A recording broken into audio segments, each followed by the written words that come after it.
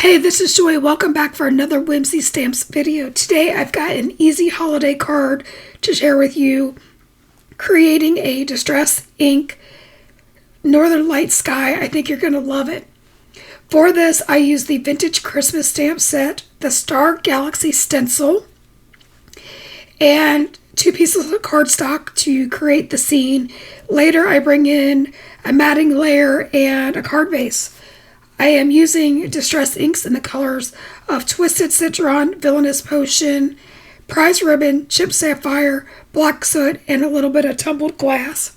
I even bring in some lightweight, fluffy modeling paste, which is not something I do often.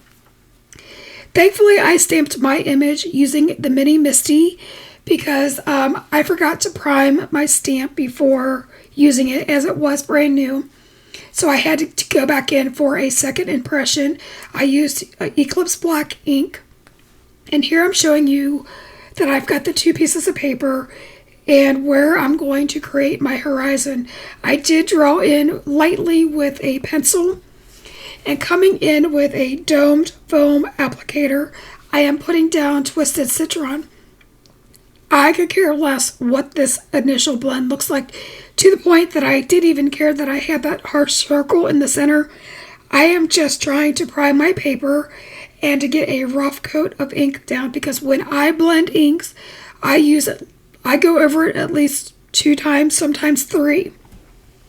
So after I put in the 3 stripes of Twisted Citron, I came in with the Villainous Potion. Remember that greens and purples a lot of times make brown, so don't go over this too much, like overlap the colors. Normally I tell you to overlap colors when you're blending, not so much here. In fact, I almost leave a little bit of a white stripe in there. And then I do repeat this Villainous Potion, and you're going to see how much darker it gets on that second blend. And at this point, I'm kind of tilting my hand and the applicator, so I'm using the side of it. That way I'm not getting into the Twisted Citron too much. I do the exact same thing. I'm tilting my applicator and I'm putting in the Twisted Citron. And here you're going to start to see that vibrant color starting to take place. And again, I'm not 100% caring about this blend. So now I need to make this horizon kind of blend down into the snow scene. So I decided to bring in tumbled glass. And tumbled glass is going to be the main snow color. But I do decide that we need to have prized ribbon in there. And prized ribbon is kind of the go-between color between the really dark sky and the tumbled glass. And it's going to give us a better horizon line.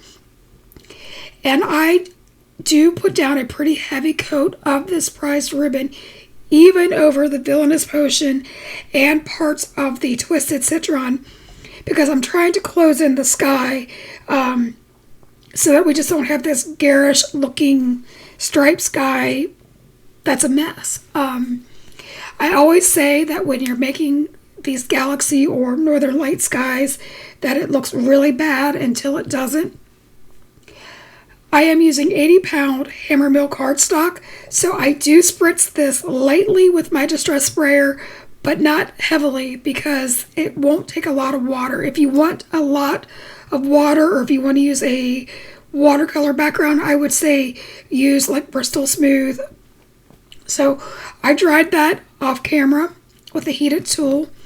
And now I am putting the TCW lightweight fluffy modeling paste.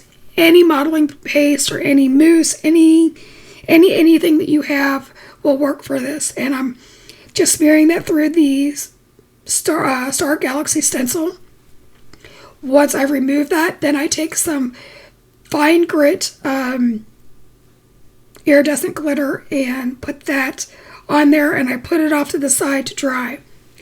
Now I am coming in with this church.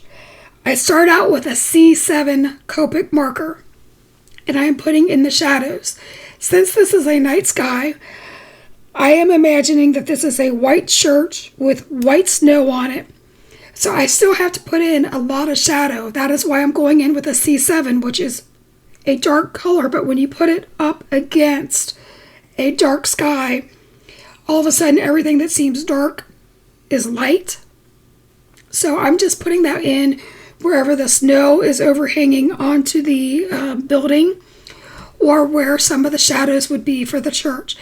I don't make this into rocket science. Again, my sky is the focal point of this card, even though we do have an image.